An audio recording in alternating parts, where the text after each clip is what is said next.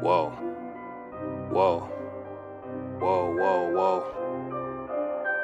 Can you make it make sense? Yeah. I'm just trying to get my bands up, put my mama in a mansion. When he talks, now I'm handsome. 100 racks for my ransom. Red duffel like I'm Santa. Got that money, better man up. Put on weight, got my grams up. I'm just trying to get my bands up. Make it make sense. Make it make sense, yeah. Can you make it make sense? Make it make sense, yeah.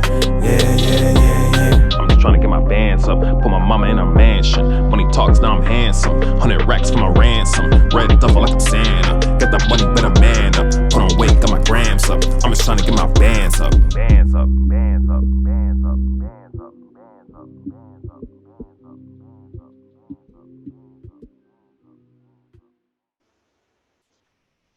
So, welcome back to another episode of Make It Make Sense. I'm your co-host.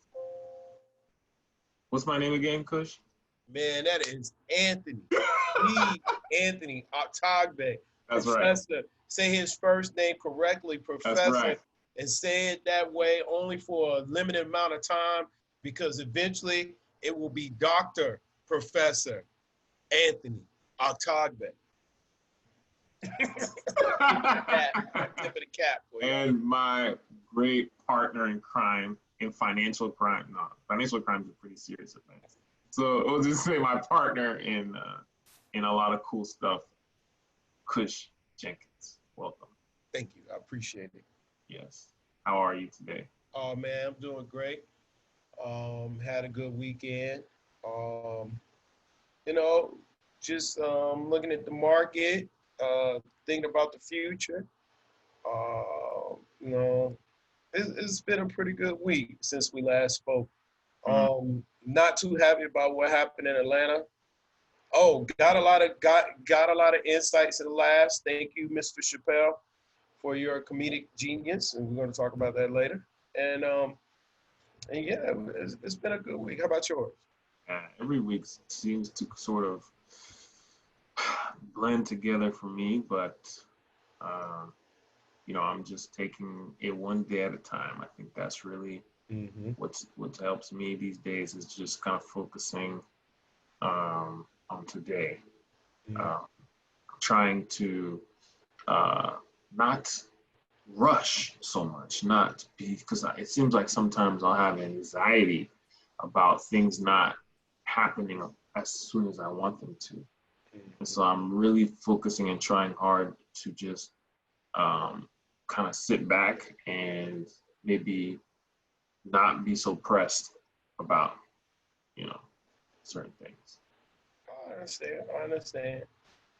I mean, for me, I kind of like the slow-paced life that the quarantine has brought, right? It's giving me time to reflect, to get into what I like, what I love, not just what I like. Spend more time with my loved ones and people that I like, people that I like to engage with. That's so right. I've been, because the people I don't want to engage with, what I say, oh, the quarantine, oh, you might have the virus. Gotta wear face masks. We can't do that, right? The people I want to engage with, I'm like, yeah, let's do. I'm hitting them up. Hey, man, what's going on? Let's do that. So I'm pretty much, I'm pretty happy. Right. I'm probably in a good space. That's good. That's good. So I think one of the freshest things I think that we probably should discuss is very recently, I believe today, or was it yesterday? Again, these days blur to me. So President Trump signed into law the new police reform. And the overall reception is that it wasn't hard enough. Well, let me just say it didn't address all the desires of Black Lives Matter. Obviously we talked about in one of our previous episodes about how there was a huge call for defunding the police. It was one of the desires that was not answered. And it's, in fact, that was categorically rejected by President Trump during his speech. So I just wanted to get your thoughts on, if you've kind of heard about it, the position that the current administration took on what's going on, and whether you think that there's going to be something more, or especially in light of what's happened recently. Well, if anybody was thinking that President Trump was going to release an executive order anywhere close to paralleling the protesters' calls for justice or the protesters' agenda, you're living in the land of make believe. I mean, you have literally gone to Mr. Rogers' neighborhood, got on the train, rode the train around the thing. But you got to get a ticket first, right? You can't just get on a train without a ticket. Right. I don't even understand. Like, sometimes when I listen to the news and they criticize them, I'm literally in what President Bush would call shock and awe that you even had. I mean, I don't even know if I would call it hope. I'm going to call it the insanity to believe that President Trump and the protesters were going to come anywhere close to being in line with beliefs and outcomes. That's just not the nature of protests, right? I mean, let me give our audience a metaphor here. Could you imagine King George coming in line with, George Washington, Alexander Hamilton, and John Adams, and Samuel Adams, and Patrick Henry, and their cries for freedom? So you think that King George would have came to the table and said, I think you guys got a great idea. Let's go ahead and let those colonies be free. Well, I'm gonna write an executive order right now. Let's go. A kingly decree. And we're like, oh, come on, folks. That's not how this works. Even if President Trump did give the protesters everything they wanted, naturally the protesters would have had to come back and said, oh, but we want more. It's too early in the game. There's a longer term strategy being played out here. And the other thing is that I believe why are we looking for presidential leadership? Why?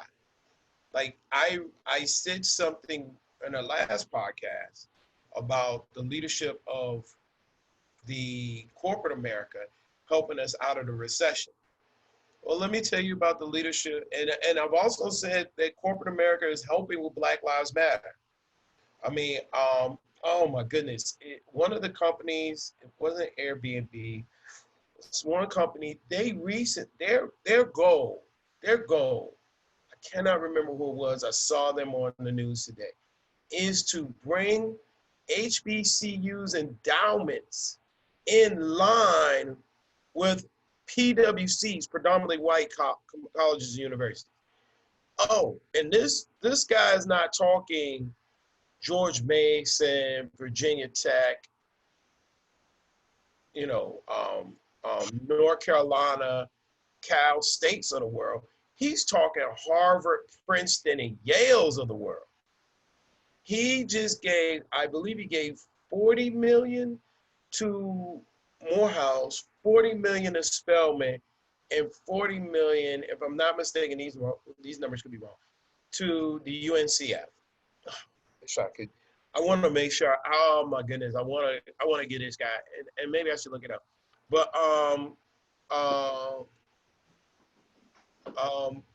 that's the type of leadership that is pulling us as a country out of what we're going through now. It's not the presidential leadership; it's corporate leadership. It's those people that you've been crying about. That, oh, they hate us, and oh, they're taking all the money and all the 1%ers. Okay, don't believe me? You think that the president saved you when it came to coronavirus? Okay, cool. Who shut down the MLB? Who told the NCAA that they weren't playing any more games? Who shut down the NBA? Who told the NFL that there will be no preseason? Who shut down Amazon? Who told Costco that, oh, we're no longer taking people in here unless we wear masks? Who shut down Apple? Guess who? They're CEOs, not the president. So if the Black Lives Matters protests in the streets right now are looking for presidential leadership, I would tell you, you are in the wrong direction. Go and look for corporate leadership, because the corporate America right now, they are on fire with helping and trying to set this new set a new pace, whether it be for Black Lives Matter, whether it be leadership with the pandemic, whether it be leadership with us coming out of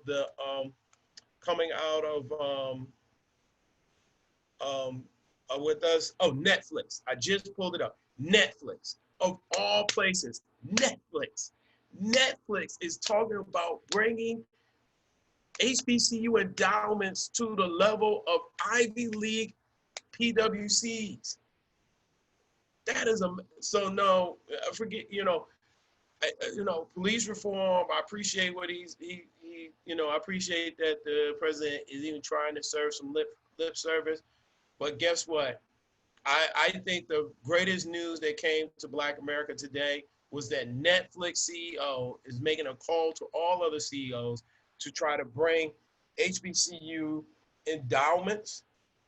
And so when we're talking about their endowments up to the Harvards of the world, Harvard's endowment is about 30 million, 30 million. No disrespect, sorry, Harvard. 30 billion, 40 billion, normal, and then the best HBCU's endowment is like 150 million. So we're talking about, they're 2 zeros behind. Right. And to bring them, could you imagine what type of intelligentsia we could be bringing into the world? The new Spike Lees, the new Martin Luther Kings, the new Booker T. Washingtons, could you imagine? At this point, and I had a conversation with my brother the other day. He said in the athletic world, they're not even looking at PWCs that much anymore, because they're afraid to send their kid there, and it'd be a whole bunch of racism that they were facing back in the 90s when you watch Ice Cube movies, about campus life. And he's like, we're done with that. So I'm gonna send my kid to an HBCU.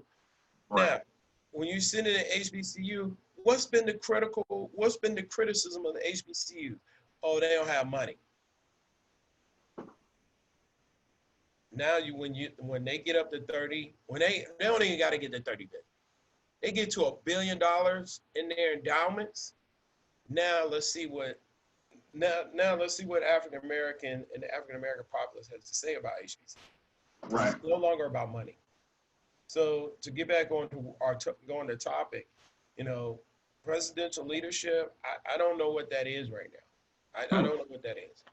The stock market is up because of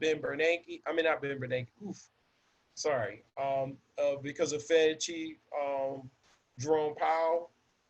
He's the one pushing the market. Plus, corporate America is doing a fantastic job. Plus, America itself, not just corporate America. When I say corporation, these are big institutes. So everybody's doing a fantastic job. But if you're looking for the guy who wanted to send in the military on his own citizens, who has lost not just control of Washington, D.C., but a relationship with the local Washington, D.C. government, if you're looking for him, when it comes to leadership, to revising SOPs and policies and procedures of local police departments and to get them to stop shooting right now, he hasn't led you. President Trump hasn't led you through anything. And I hate to say that, and that's just a reality I had to come to probably about 3-4 hours ago. I'm looking at my clock right now. It's like 3-4 hours ago. So don't be upset if you're hearing this right now. You're like, oh my God, he's right. dude, I just can't. I just was watching TV and was like, wait a minute. I watched probably 4 shows, and it all came together, and I was like, this dude isn't even leading America. I think that's a refreshing perspective because uh, often traditionally we look towards the Oval Office for the example on, not only just decorum, but how to be a model citizen, U.S. citizen, morals and principles. And it's interesting to see that corporate America is, as you've demonstrated in that example, filling that void. Yeah. I think that's also sort of refreshing for another reason because it helps to transform the image. Because as accountants, you and I, we have a natural understanding of how businesses operate. Right. And, often that can, because some people out of ignorance don't really understand Right. that businesses are in business to make profit, they can question some of their decisions as immoral, when, that's not, usually a lot of times that's not really in the equation. That doesn't justify some actions that have negative repercussions on people, society, environments. But I think that there's a general sort of, how can I say, bias or prejudice towards business owners and businesses in general to be evil or self-serving. Right. So I think that those developments go a long way in showing that businesses don't have to be designed to be self-serving, because at the end of the day, they're supposed to serve their customers, the environment, and that's really what the trajectory of the business world is heading towards. For sustainability, you've got to be able to make your environment better. You can't just reverse all the bad you've done. You actually have to improve. And that's why we see certain companies talking about negative carbon footprints and all that kind of stuff. Because you got that social involvement, corporate the social responsibility is there, and they're exercising their social responsibility. So I would say that this is a natural progression of business, right? I mean, first of all, we've been preaching business ethics and accounting ethics, especially in accounting. We have a section in the CPA for ethics, right? And we've been preaching this since Sarbanes-Oxley, right? 2000, 2001. So, I mean, eventually we were supposed to achieve something. And the second thing that I will bring up is that we probably are living in a upside down world where our governmental leadership is probably some of the oldest leadership that we've ever had in the history of our republic. And our corporate leadership is some of the youngest leadership that we've ever had in our republic. And what do we aspire to be like? Do we aspire to be the world of the old, where you take the viewpoints and the visions of the 70, 80-year-old, and that is the world we aspire to be like? Or we're aspiring to be like the young, and you take the viewpoints of the 20, 30-year-old, and that's who we want to be, right? Do we want to be more like, no matter how much you castigate Mark Zuckerberg, do you want America to be more like the vision that Mark Zuckerberg's best vision of America, or Donald Trump's best vision? And one would easily say it's going to be Mark Zuckerberg. It's just an issue of age, right? We'll always want to, because it's the young people who haven't been hollowed out by the experiences of the world and these attributes and things that have happened. So that you guys are dreaming and you're thinking of bigger things, and you're saying, hey, you're saying what Elon Musk is saying, hey, why don't we think about living on Mars instead of visiting Mars, right? You're saying, hey, why aren't we thinking about Mark Zuckerberg again? Why aren't we thinking about having one currency across the globe instead of all these multiple currencies where we cannot transfer money back and forth, right? Why aren't we having these conversations where we're saying, hey, the CEO of Amazon, Jeff Bezos, is saying, "Hey, why can't we deliver product to people's homes in a faster, more efficient way?" Right? These are the visions of the young. They're not the visions of the old. So after a while, we should be continuously a country that is aspiring to be the best of what the young want us to be. Not We cannot sit on our laurels of what old folks have decided that they are. Mm-hmm. So Mm-hmm. And just to touch on it's evolution. It's evolution. right. And just to touch on kind of like some of the fallouts, at least from an economic perspective or individual perspective, the U.S. threatening to leave the World Health Organization. Um, what in your perspective are the ramifications? I mean, the U.S. hasn't done that yet. Right. It's a threat. They claim that they want. I mean, it's a good hand to play, right? You threaten them, and you just say, hey, I want more power, I want more influence in decision making, I want more influence, I want to take some of the power that China has off the table, right? Because I mean, clearly the administration feels like China misled them, misled the American people, misled the global society, right? When it comes to the pandemic.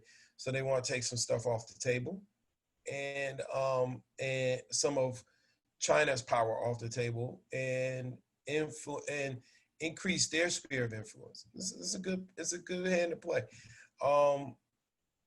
Remember, SARS came out of China. The current virus we're saying comes out of China. So it's not in their best interest to be totally transparent and forthcoming with information with these things coming out, right? Especially with them trying to embrace globalization more and more, right? Mm-hmm. So I have no problem with that, with him putting that out there. Now, when he starts taking away money, there's something different, right? Then we need to have a different conversation about the benefits of the World Health Organizations, how they've helped us, and I think it's money well spent, but we definitely have to be honest about ourselves that some of the more deadlier pandemics of the recent years, a number of them have come from China. And they can say, well, we brewed it up in, maybe we brewed it up in some lab in Rochester, New York. That's your claim, fine. But the fact still stands. Right. Somehow it got on UPS from Rochester, New York, your country, and it started, right? And so, I don't have any. I mean, I think that was a brilliant move by the administration. It's a power play, and so we're gonna see these shifts. So I don't. Interesting. Maybe it's not really in my purview right now, right? Like, maybe it should be, but it's not right now. I mean, how can I concentrate on that when I'm still befuddled how police are still shooting unarmed, cooperating unarmed black men. I thought that after Paris and London and Sydney, Australia Berlin marched concerning George Floyd, we would not have a Rashard Brown. We would not have that. And I'm befuddled. I'm shocked that the same day that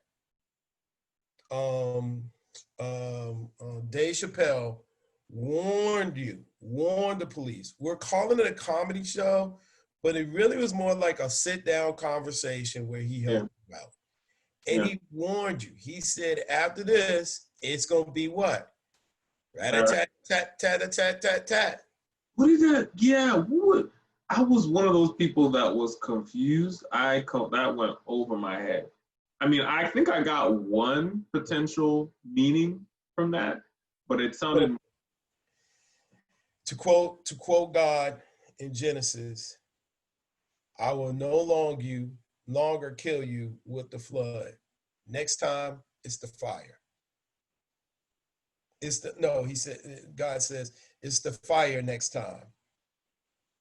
So, I'm talking, and when God's analogy, we inspire, but in this, we're talking about gunfire, right?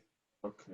And so I saw some people criticizing, Mr. Chapelle, but I said you had no problem when he said it's the fire next time. So we're basically, what God said?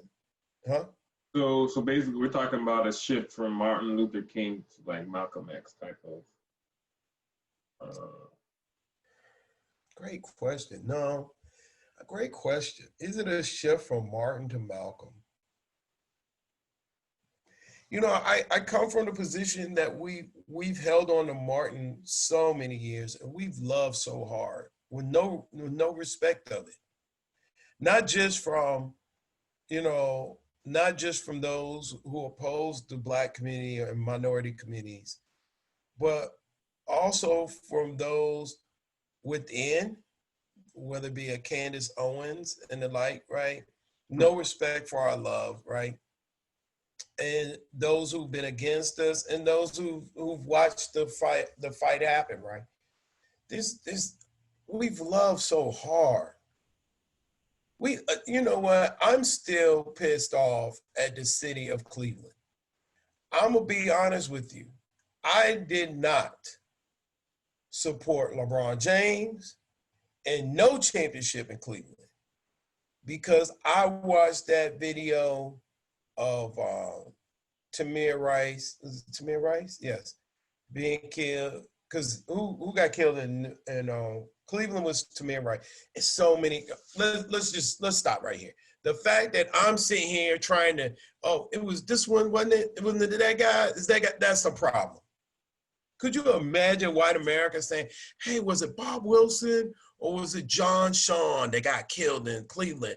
Oh, Bob Shawn was the one that was killed in Lincoln, Nebraska. Oh, yeah, that's right. Maybe it was Jonathan Amos, and you're just throwing around names. You should be so glad. Because the Cleveland I know, I was stunned. That after I watched that video tore me up. So to go back to your question, I think we've been loving for so long, so hard. I'm not advocating for violence. I'm just telling you that when you love that deep, what we say in the Black community, there's a thin line between love and what? Hate. And when you love that deep, and let me tell America, Black folks have loved y'all. I'm talking about wholeheartedly, bear hugged, loved you. And you can't think that people gonna love you like that and you could just continue to do what you want to do. You can't believe that. So eventually you have to come to the realization that things may go south of that love. And I'm very shocked. I'm very shocked. Yeah. And are we going to Malcolm? That's the streets. Let the streets tell, right? Are we going to Malcolm? Are we going to, Stokely Carmichael? Are we going? Which Black leader are we going to? Are we going to Nat Turner? Denmark Vesey? I don't know. But I know we're coming from Martin. We're coming from Martin. What was the name of that soldier, that retired Army soldier that Dave Chappelle told the story about in his. Oh yeah. Oh, Daniel. Oh man. He was part of the California Police department. police department, right? His name was, I cannot remember. Was it the 90s or was it 2000? His name was I can't remember his name right now. Yeah, well, Oscar, no, that's not. Go ahead, keep asking your question. was it Audrey something? Mhm. Yeah, so that guy, I thought it was interesting that he used that guy's example or his story in the context of what was going on today, because when you think about what the circumstances that Chris Dorner, that's who he's talking about. Chris Dorner. oh yeah, Chris Dorner. Yeah. You think about the circumstances that led up to his termination in the Mhm. California Police Department, and what he eventually ended up doing. Mm-hmm. In my perspective, I think that was the picture that Dave Chappelle was trying to paint of the insanity. I think that America is pushing Black people to, in order to see the change they want to see. Mm-mm. Is it insanity that they are pushing Black America to, or is it the insanity they exhibited in protecting their own? Right? 400 police officers showing up, chopping this Black man down. The whole problem begins with misconduct by the police. He reports it, he's part of the blue. Instead of them taking him seriously, they get rid of him. Now remember, LA police has a long history of problems because most of the LA police come from Mississippi. That practice just stopped in the 1960s and 70s of recruiting Mississippians to come and be on the LA police to get control of the minority communities. So there was a big influx of that, of the Mississippi, Louisiana, Texas to come on to LAPD. So they've had deep seated issues.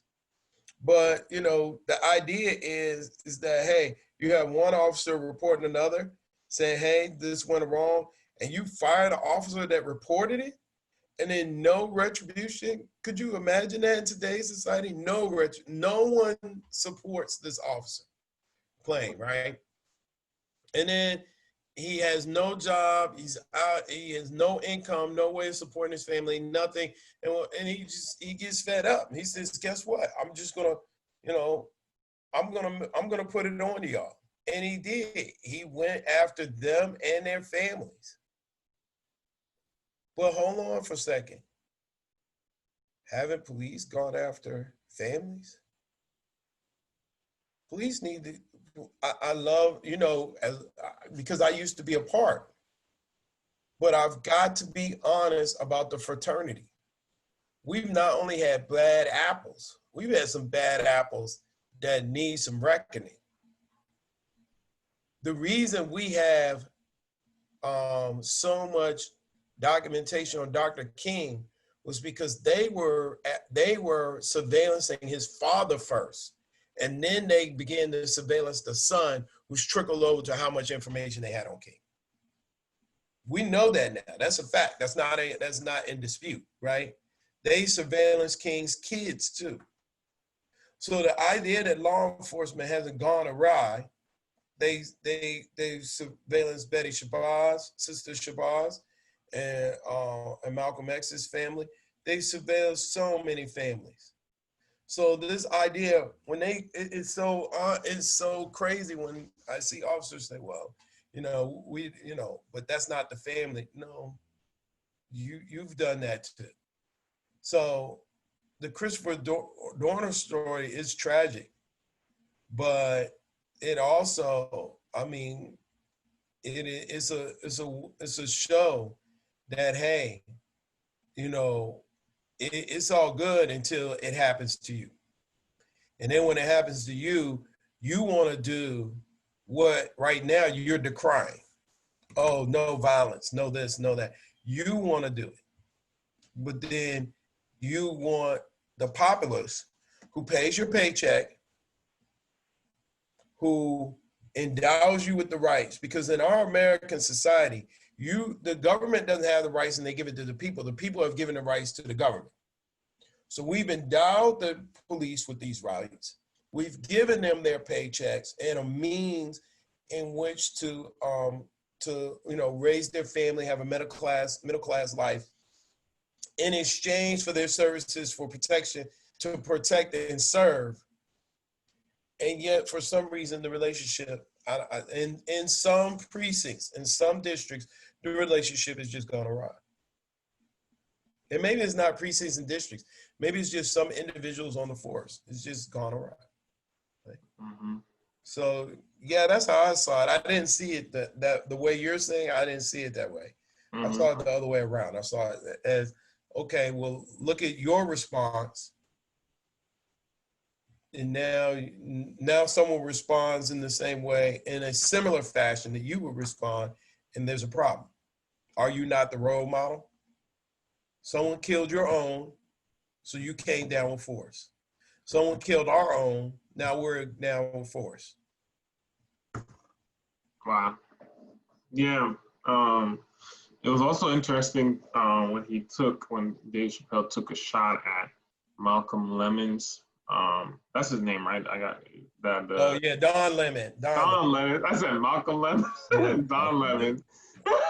Still thinking about Malcolm X, brother. Yeah. It's the. I actually followed up and watched his response to Dave Chappelle, and I don't know. Did you see his response? I saw his response. Yeah. Yeah. Were you surprised that he just agreed? Yeah.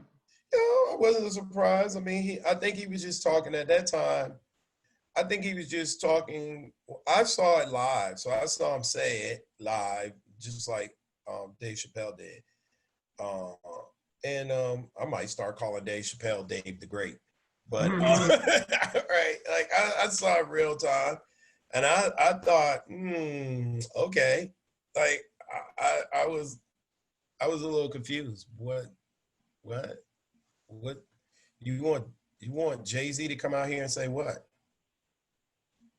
I didn't understand what I wasn't too sure what he was getting at and what his outcry was. But remember, I'm looking at him and he's just out there, oh my God, why would they do this to Target?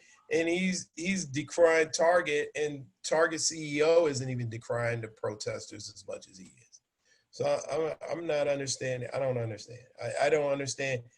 I'm on the fence about Don Lemon. I'm on the fence. I mean, I love the brother to death, but I'm not too sure. Like, if it's his gayness that he's trying to, I don't know where he's going with this whole thing. Like, I don't know. Like, I don't know if he's doing, if he's propagating that to get ahead as far as his broadcasting career. But let me say, he's a genius man, brilliant, articulate. I watch him. I just don't know sometimes, like, and when I say his gayness, I'm wondering if he's speaking to insecurities, or I don't know where he's going with it sometimes. Like, I just sit there and watch him, and that's what I'm saying about that night. I'm sitting there and watching him, and I'm just like, where are you going with this? Now, I totally disagree with your characterization of the protest, but I don't know where you're going with, Oprah needs to say something, and Beyonce, and and I'm thinking in my mind, and I'm kind of thinking in the back of my mind, the only reason you're saying something is because it's your job, you're getting paid, and your broadcast came on at 10 o'clock. Right? Yeah, right. Other than that, I don't know if you would be on Twitter right now, you'd be in the bed like me, like, whoa. Right? So I don't know. But I'm glad, I'm glad Dave the Great spoke on was Candace Owens. Let me tell you, the conservative Black movement, I'm almost done because you don't love us. And until you can speak to Black America, and this is the same thing I said about Cosby years ago. This was my gripe against Cosby. It's not what he said, it's how he said it. Until you love us, I'm pretty much shut off. I'm tone deaf. You know, to come out here and read somebody's rap sheet like that is despicable, and it just shows that you just really and it's not just like her, it's like, where's her family? Like, I have conservative leaning views. I have pro law enforcement views. And let me tell you, how I don't see how you could be out there and be that. If she was my cousin, I would be sitting there now like, yo, we're gonna have Thanksgiving in my house. I gotta sit down and talk to her. We gotta have a conversation. I sure would. I would be biting at the bit to get her in on Thanksgiving. So you don't have any family members that support the current administration? No. Why? I mean, I have friends, I have close friends, yes. But in my family, no. And this was my criticism about the President Obama's administration. President Obama personally. I mean, most of his family probably voted for President Trump because the location that his family is from Kansas, and Kansas went for Trump. So there's a high probability that most of his people voted for Trump. And my criticism, one of my main criticisms, is that family keeps you in check, right? Family keeps you in check. And I wrote a piece about this. I said, well, you know, who in President Obama's family is going through stop and frisk but President Obama? His in-laws? I've got in-laws. You got in-laws, brother, right? How much do your in-laws matter over the statements of your family? Very little. Especially when you talking about second and third and fourth cousins, you don't care what they say, right? You're like, yo, I'll go eat my turkey outside if y'all gonna talk this stuff. You don't care, right? So, but when it comes to your blood family that you grew up with, that you've loved all your life, when it calls the Medea and Nanny and Nana and Gang and them, you care what they're saying. I'm not going to my grandma making that hateful speech. I know how my grandma feels. She feels very adamant about the protest and their justification. You think I'm going on TV and starting to read George Floyd's rap sheet? My grandma might not even let me come for Thanksgiving. She'd be like, nope, ain't no plate for you. This ain't your plate, right? You go down there and you let them tell you, you know. So I'm just very, I pray for the young lady as a Christian. And it's not just her. It's not just her. I had to come to realization that it's others. It's Clarence Thomas. It's Dr. Soul. It's Dr. Williams. A lot of you speak. You're claiming to speak passionately, and you're saying that the left has castigated you. None of you have been castigated more than King. None of you. And shame on you. I'll tell you to your face and point at you. Shame on you for out here trying to act like black people done you worse. Black people stopped King on I-65 and told him turn around. Black people turned King around in Richmond and told him he couldn't come speak. And y'all out here about some character on some magazine, how they talk to you, and that's why you can't speak to black people with respect and love, your own people. Shame on you. Flat out, shame on you. Shame on all you black Republicans and all you black conservatives out there that cannot sit out here and speak with love to your people. I'm hoping you love them, because you're out here presenting information that you claim is to help us become better. But if you're going to present the information to help us become better, you need to speak with us with love. Hell, Moses had God behind his back, and he spoke to the Jews, or I'm sorry, the Hebrews, better than you spoke to a dog. You gotta have love. All y'all gotta have love. Y'all gotta rethink that thing. I read Dr. Soul's book. I think he's right on point when it comes to the family. But man, you're nasty conversation when it comes to your critique of Black schools and the failure of Black schools. You're nasty when it comes to the critique on racism and how racism occurs. Those are nasty statements that you made on the page. I can look at the page and see that there's something wrong, corrosive, something's wrong. I've had to write stuff and correct Black folks and say stuff to Black folks, not correct, but say stuff to Black folks, say, hey, I don't agree, or we ain't going the right way. I don't think this is, but just to be so doggone ugly and nasty. You see what I just said about President Obama. I wasn't nasty about it. I love that brother's family. I love the fact of where he came from, because the place that he came from, the place where his family came from, made him a man he is. I have no criticism. I think he should be able, I think the news media should come out and show that his cousins are white.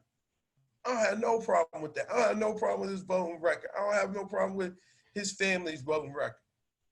You don't hear no ugliness out of my voice when I'm talking about that. I'm just stating the fact, when you sit down and eat, he has no echo chamber about issues that are going on in the Black community, because there's nobody Black at the table but him and his sister like Indonesian or what. But I'm not sitting out here going, oh, y'all are nasty people.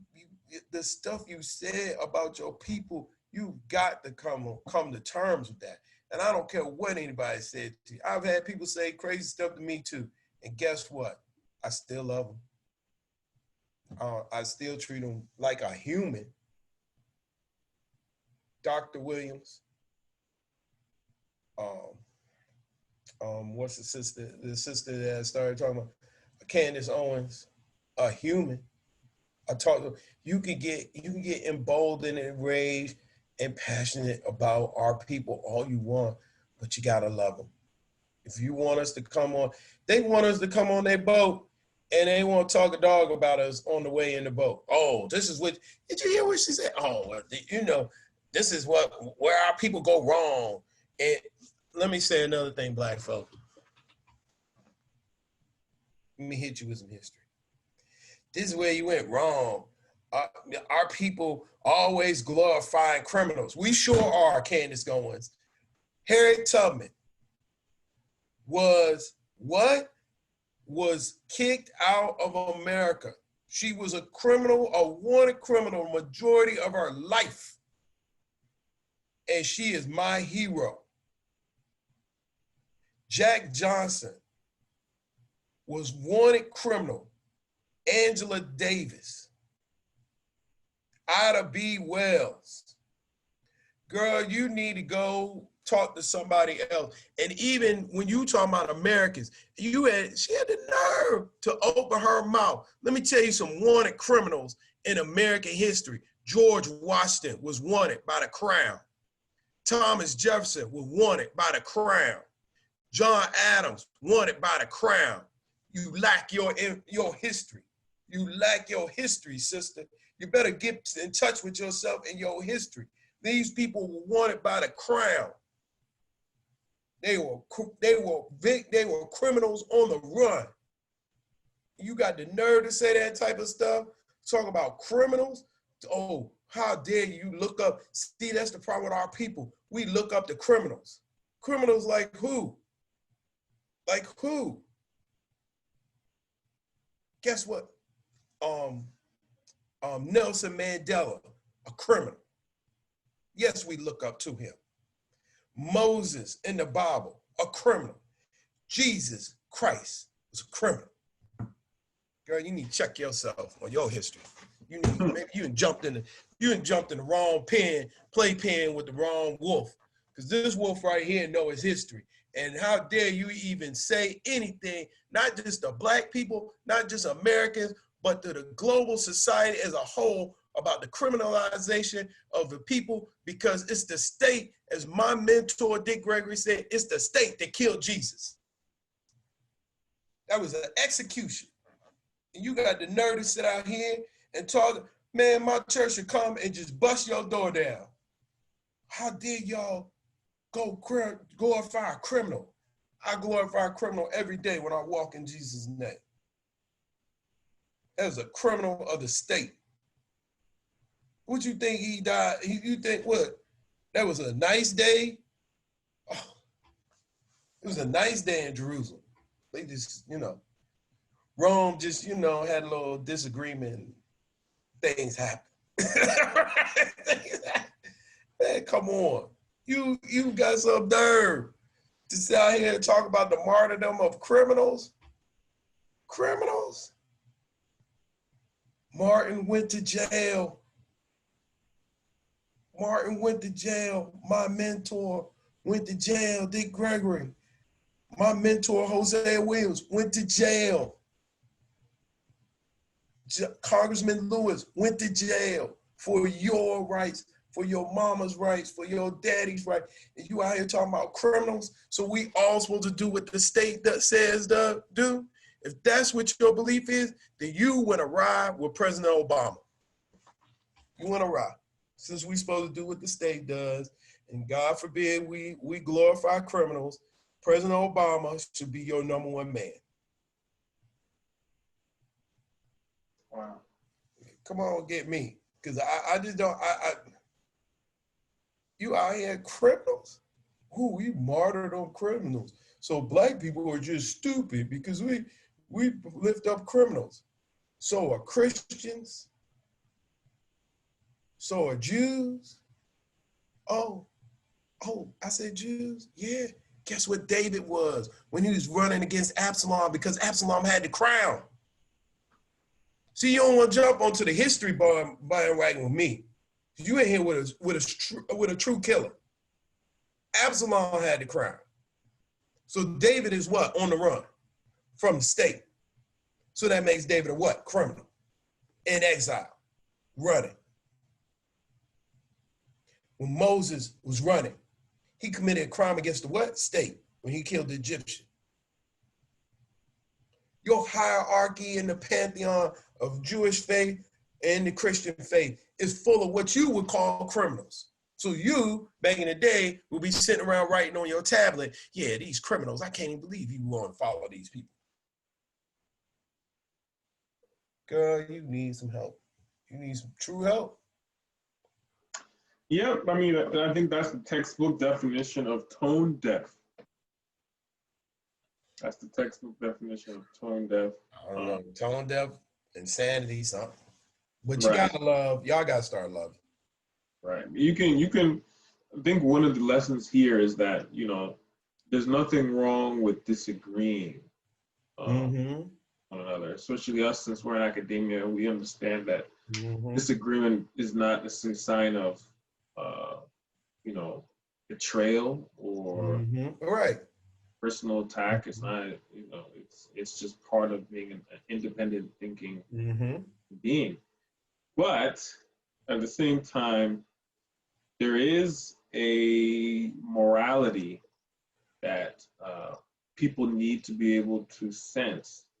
If people can't sense that you are a moral person, someone who has morals and who can kind of detect between right and wrong, and even, I think some would even call it an ethos, Right, yeah. Pathos and ethos. So the ethos, right.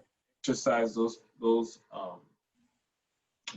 that kind of that part of your brain that allows you to be able to look at the bigger picture besides, okay, someone was high, or they had a record, therefore that means their life is less valuable.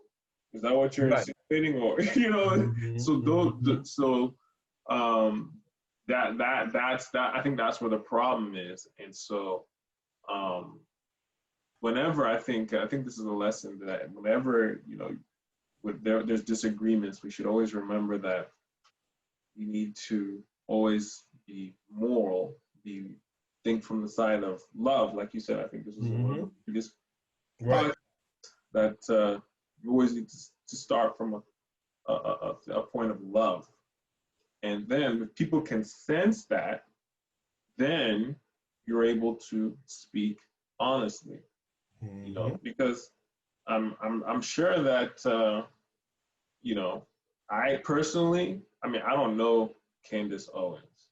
You know, I don't Right. know, Me neither. but I can't tell, I can't say that she doesn't like, that I can't say she hates black people or anything, because I don't know if you have family members, but I have family members that, you know, they'll talk a certain way, and if you don't know them, you know, you may perceive them to a certain type of way that may not represent their true beliefs. And unfortunately, she has a megaphone, and so everyone's able to hear what she's saying. And so if you don't know her, then you're going to take what you see at face value. It's very easy to do that for anyone. But at the end of the day, whatever you say, whatever positions that you take on any issues, you always got to start from a point of love.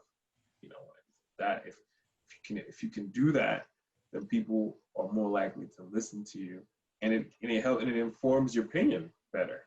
You know, it helps to form a more rounded solution to problems. I think that that's really the basis of policy making. It's like you're not always thinking about, okay, you know, criminals are criminals, therefore when they go to jail they should be treated like criminals. Oh no, well, criminals are still human beings. Yeah. Still, you know what I'm saying? So they still there's still a level of respect despite, you know what I'm saying? So you know, I guess that's what I'll say on that matter. I mean, coming up, obviously, it's Father's Day. Oh yeah. You know, in the Black community, fatherhood, leadership, someone to look for. That's always spoken about, you know, in kind of like a position of lacking in the Black community. So I guess for me, I'm fortunate enough to have my father in my life. Right. My father Same was here. present. My father was present, even much to my chagrin when I was younger. He was too present. Right. He was too present. And you know, but it's easy to take that for granted. You know, I'm not a father yet. You're a father, so you could speak more so, I guess, on what that's like and the joys of being a father. But I know from my life that it was impactful. Having a father in my life was, you know, I remember growing up, there was like a transition between when I was in my formative stages, when I was a young child. I was always with my mom. I'd follow her everywhere. She'd just like throw me into her car, not throw, but like I was like an accessory. I would just go with her anywhere, and she would just take me out, you know. And so then all of a sudden, one day, everything just changed. It was almost as if a transaction. She just like handed me to my transaction. yeah, she just like handed me to my dad, and all of a sudden now I'm with him. And so I understand now that there was a reason for that. You know, it was almost like a division of separation of responsibilities. You call it in accounting. You know, and there's certain things that only a father can teach. Yeah. So, you know, this Father's Day is different for me. Very important. I got a question. I'm gonna run this past you, and we're gonna do it live. How many of your friends now? How many were the majority of your friends, your minority friends, with a father or without? If you think of a count, if you count them, how many of your minority friends compared to how many had a father that then did not have a father? And I'm gonna, and while you're thinking about that, let me tell you Well, my reasoning of asking you this question because you're younger, right? But also after the tragedy with Kobe Bryant, God bless the dead, my generation, many men in my generation, and it was starting to happen just prior to my generation, but there was this big push of, I'm going to be there for my son. I'm going to take care of my son. I'm going to be there for my son. And now when I'm watching my Facebook for the most current graduations, I see several men who did grow up without a father, but their sons did not. And I'm wondering, have we met a critical mass in our culture? Because, you know, thank God, and one day we'll have to have a deep conversation about hip hop culture, because I think hip hop culture is one of the reasons why we have a multicultural protest right now, where there's a lot of understanding amongst many races of what is going on in the Black community, because they were raised on hip hop. And hip hop, just like Chuck D said and Ice Cube, it's the CNN of the streets. And now they know that police brutality has been going on for a long time. They just didn't get a video of it until now. But there's something else that hip hop culture pushed, and that was fatherhood. And I know a lot of young brothers who, instead of getting girls pregnant and fleeing, stayed in the picture. A lot of them now. And a lot of young men like yourself who can attest to having a father in their life, whether it be inside the household or not, right? There was a father in their life and a strong fatherhood presence. And I'm wondering, when I saw Kobe die, and he was an exemplar, right? He's an exemplar. I mean, he was taking his daughter to practice, to a game where he was coaching the team. When you look at people like LeBron James, when you look at people like there's other fathers out here beyond LeBron and beyond Kobe that are active in their kids' life. I'm wondering, we might have passed. We might be talking in the past about the absenteeism of Black fatherhood, and we might need to start having a conversation about Black fathers actually being in the lives of their kids, right? And that's a great thing, right? It's a great thing. And I'm happy. So what's your answer? Were the majority of your friends without a father or with a father? The majority of I can only really think of one off the top of my head. And now that I think about it, I think that that's because of a function of my socioeconomic standing. I was right. primarily. Right, and it's a small sample. We're not pulling from a large sample, but I'm just got this feeling. It's just a gut feeling, because we as a people, as a human, when I'm saying people, talking about human race, there's only one race, the human race. We evolved to get better, and there was a problem, right? And that problem, somewhere between the 50s and the 80s and 90s, was the absenteeism of Black fathers. And so if you go from the 90s to today, or let's say from the 50s to 70s, it was strong. From the 70s to the 90s, there's a transition. And so from the 90s to what do we get to where we're surpassing that 50% of Black children are saying, hey, I had a father in my life. And we might have gotten to that point, right? And whether your father be in the household or not, you had that strong male influence figure. And so for this Father's Day, I'm really thinking about that. And then I'm also thinking about, like, you know, some of the kids that are in my life that I'm not their biological father, but I guess I am the male role model. I'm the man in their life right now, right? And I'm thinking hard about that. And how do I best set up a system that protects them? Maybe no, let protect them, but protect their dream and what they want to achieve out of life, right? And brings down barriers as best as possible, right? As a man, you really want to bring down barriers, right, for your children to achieve what they're trying, whatever their vision is to achieve. That's kind of what I'm thinking about. Mm-hmm. Mm-hmm. That's interesting that you say that because obviously you have children. You know, you have Right.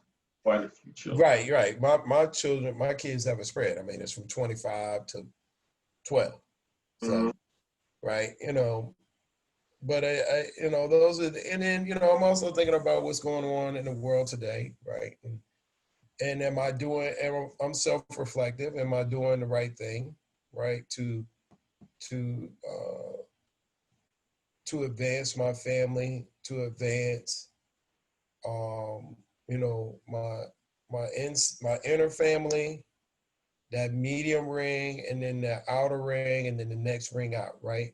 Where is my spirit influence? How am I helping them, right? I mean, recently, you guys might have been seeing like stuff from me on Instagram, and that is an evolution of me sending things to my son when he was off. Well, my son is in the Navy. I'm a proud Navy dad. And when he goes out to sea, a lot of times I send him videos because there's good portions of time when he has no internet and no contact with the outside world. So I send these videos for him to watch, so he can, you know, he'll get them in like a glut. Like once he gets internet, you just get a whole bunch of videos. But most of the videos are conversations with him about life, just 4-minute life videos that I do for him. And my nephew caught on to that, and he wanted to see the videos too. So I opened them up to my nephews, and then I opened it up to my nieces. And now I probably have about, so there's like 5 or 6 people, maybe 7, on a video that I show to, you know, nieces, nephews, and my son. There's videos that I only give my son. There's only a conversation with my son. And then there's videos that I give. So if you think about it, my son gets every video, every post. My son, my nieces and nephews, they get, you know, they're like second on the totem pole. And then there's posts that I send that I put on Instagram, you know, these very inspirational posts that I'm giving it to everyone, but it's really my target audience is my son, my niece, and my nephews. Right? And so, you know, I'm thinking about that. That's wonderful, Chris. Setting a great example. I mean, I guess for me, I think about what, you know, I mean, maybe I haven't given it as much thought as I should have, but I'm just trying to lay the foundation. I think that's the stage I'm in, to be able to afford my children the luxury of my presence. Well, that sounds a bit arrogant. What I mean to say is, no, you're right. You're right. to be able to be there in a meaningful way. Right. You're 100% right. No. Yeah. Save your money. I mean, any advice I would give to an up-and-coming father, save your money and buy diapers by the box, right?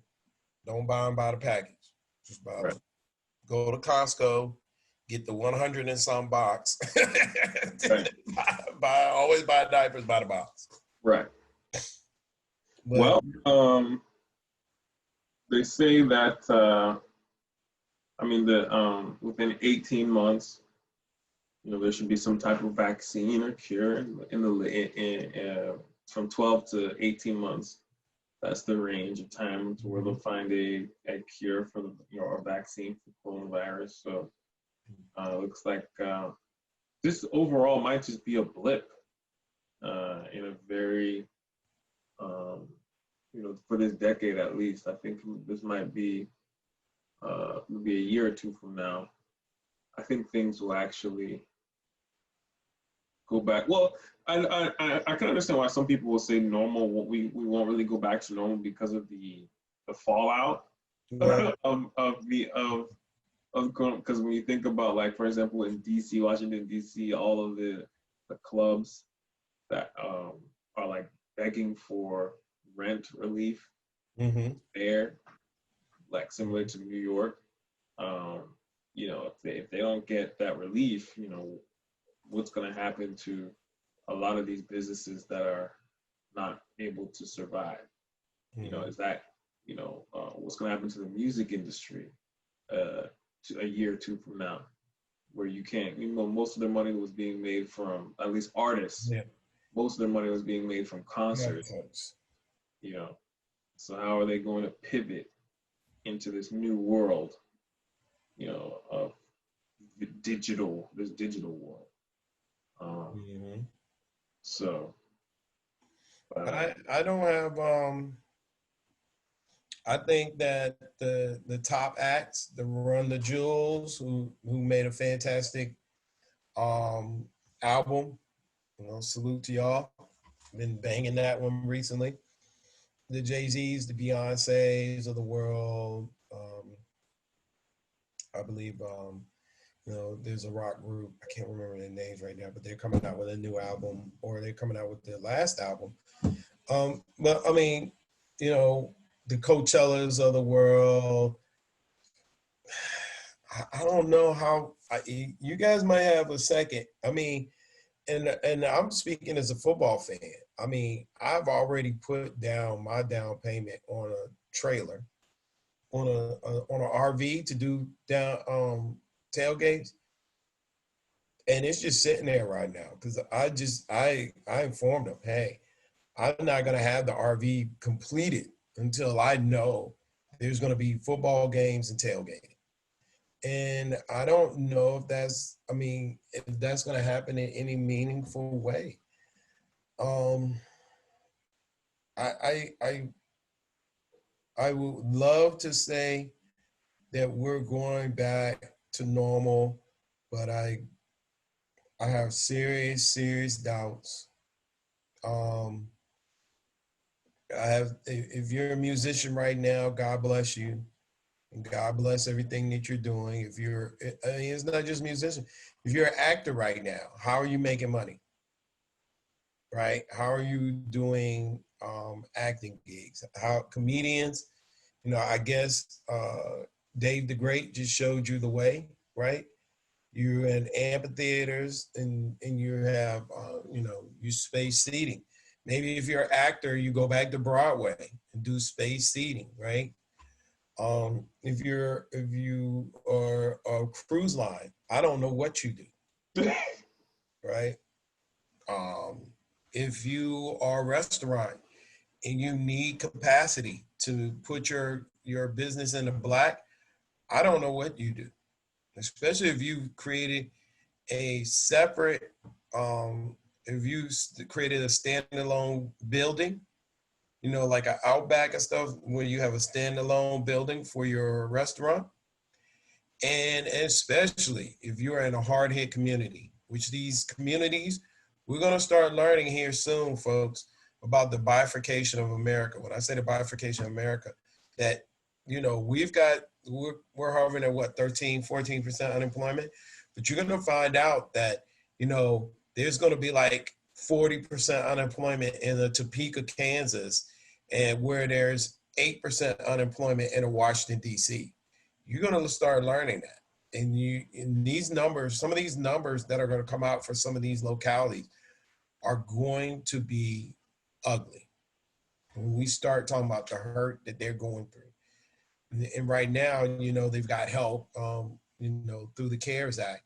But I think those things, so, I mean, We've got individuals who don't want to fly. I heard that I think it was Nadal or one of the Australian um, players don't want to fly to the U.S. Open because Wow. when they go back, they got a 2-week quarantine.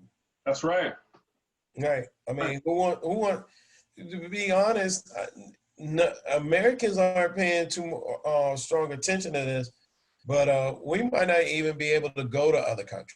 And if we go, you might have to spend the first 2 weeks in quarantine. I've heard a lot of countries are asking now that you come in, the day you come in, you have to have a coronavirus test within the last 7 days. Results. Yeah, you gotta come in with your result and say, hey, I don't have corona. I'm currently not asymptomatic. So what is the new normal? I mean, are we gonna go back to normal?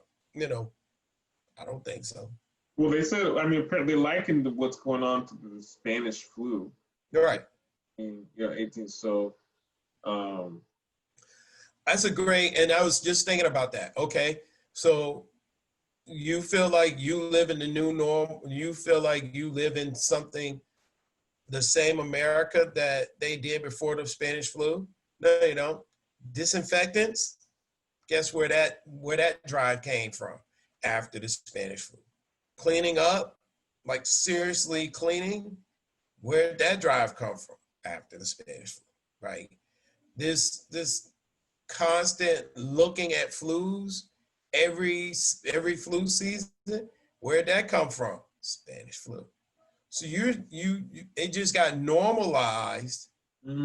These things that had changed after the I think it's 1919 Spanish flu. It just got normalized. But we live in a different society. We live in bigger and better and faster. So we'll be more we'll see it more. But I mean, come on. We've changed since 9/11, and only 3,000 people died in 9/11. We're past 100,000 people. 3,000 people died in 9/11. And prior to 9/11, I could walk all the way up to the gate and board. I literally bought my ticket at the gate of a plane. Prior to 9/11. Prior to 9/11. Let's make sure. After 9/11, you better not try to even go past TSA without a ticket. All right. Prior to 9/11, I used to walk right into federal courthouse buildings, state courthouse, just walk right on in. Go in, take a seat, handle my business and come on out. Now I can't even go into Loudoun County courthouse without a pat down.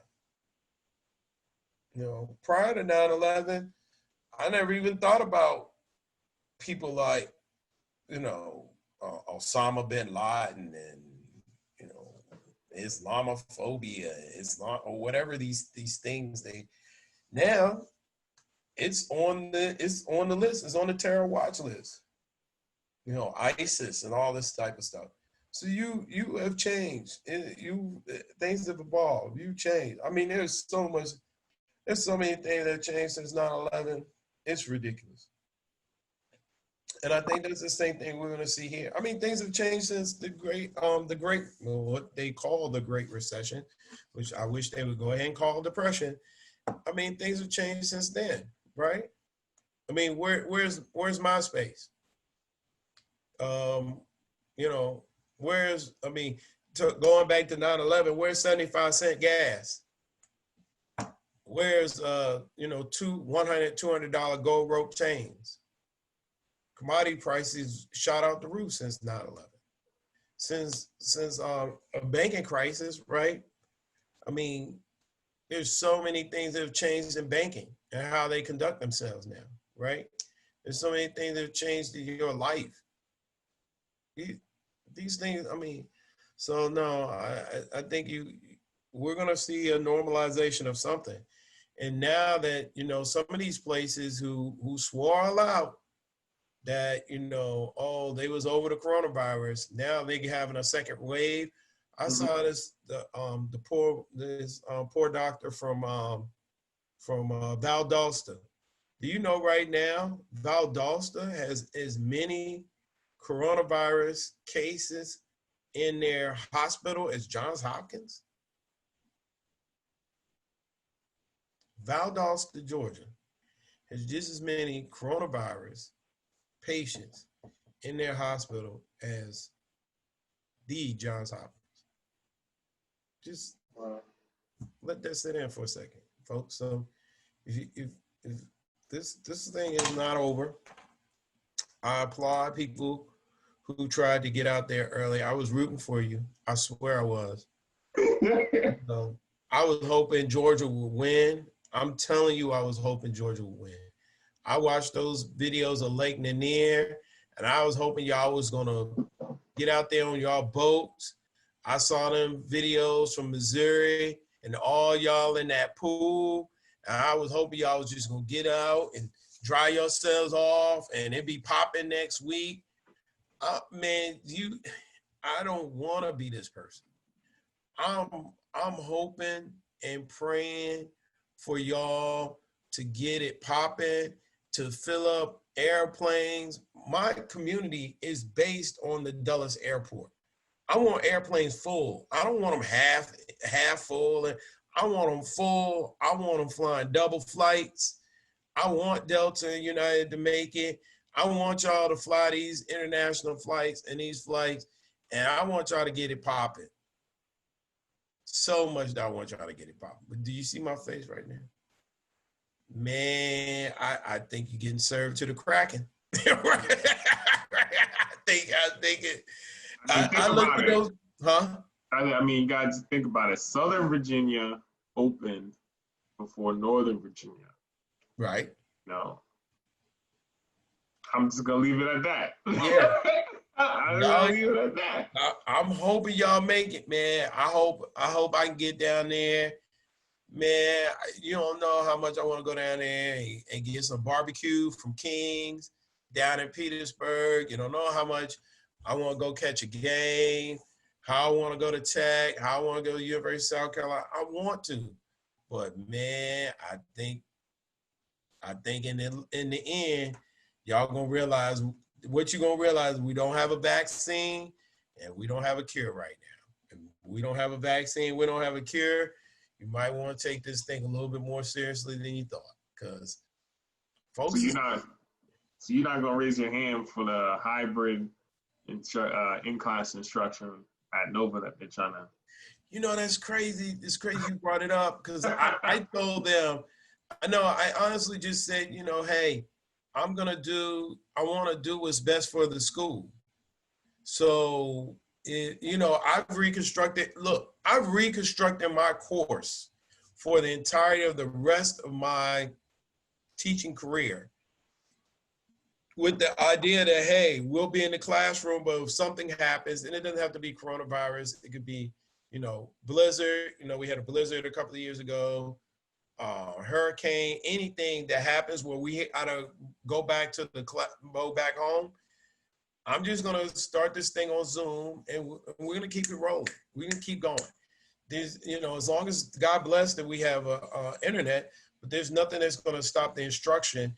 It's just gonna be on it's gonna be on a different format and different ways to engage. So they did say to me that they wanted to bring one of my classes back in a hybrid mode. But, one, you can't tell the students to come back to the classroom.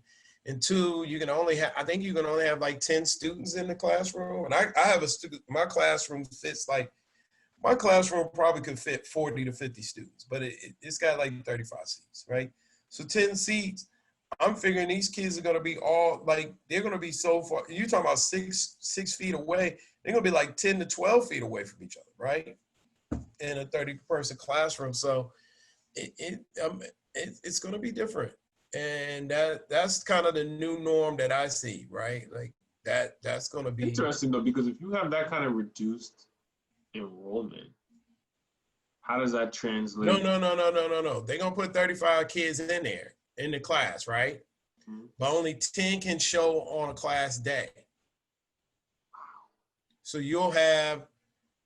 I'm still going to Zoom the class the class presentation will still be on Zoom, but you'll have the option to do it at home, watch it at home, or watch it in the classroom. But Wow. once the classroom hits a 10-person capacity, it's over. Wow. So the rest of y'all got to watch it on Zoom. Wow. Who's going to show up then if you have the option to just sit back? I think, okay, so I don't come to I'm not of the class or the thought process that students students were forced to go into the classroom to do a lecture, right? I'm of the school of thought that students have already evolved to the knowledge of they had 3 ways to be taught a lesson. You could do it hybrid, you could do it traditional, or you could do it online. And they were choosing the method that they wanted to be taught, as well as the time and day in which they want that best fit their schedule, right? Which was optimize their productivity.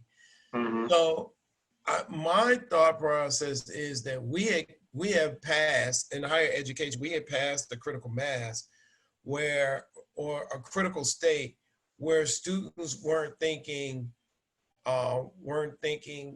traditional first, and then, look at these nuanced ways that we could learn education, right? I always felt like they had gotten to the point where all 3 were just different modes in which they could understand the information, and they were choosing the one that they wanted. Right, so students were in the traditional classroom because they needed to see the professor in front of them. Students were on online classroom because they felt like that best fit their life. And students that were in the hybrid were like, hey, I want to see the professor, but I only really need to see him once a week. And so they were choosing their delicacy. And now we've taken away the traditional. So I think there's quite a few students that are going to be like, hey, my learning, the way I learn, the traditional way fits better for me. And so if I can get even a taste of that traditional setting again, they're going to take it. So that's my take. So I think there's going to be students that are going to be more than willing, right? Because the majority of classrooms are going to be online. So it's going to be, all these online classes and this little small group of classes that you can do it in the traditional manner. And I think those traditional classes are going to get sucked up because students are they're going to want to see that. Now, yeah, there are going to be students that are going to be like, no, I don't want to come to the classroom, right? Like even my students this summer have contacted me and said, hey, I don't want to come to the classroom. Well, in my class, you have the option to. I'm not grading. I've taken away the grade for coming to class. So you're not getting attendance grades anymore, right? You can watch the video.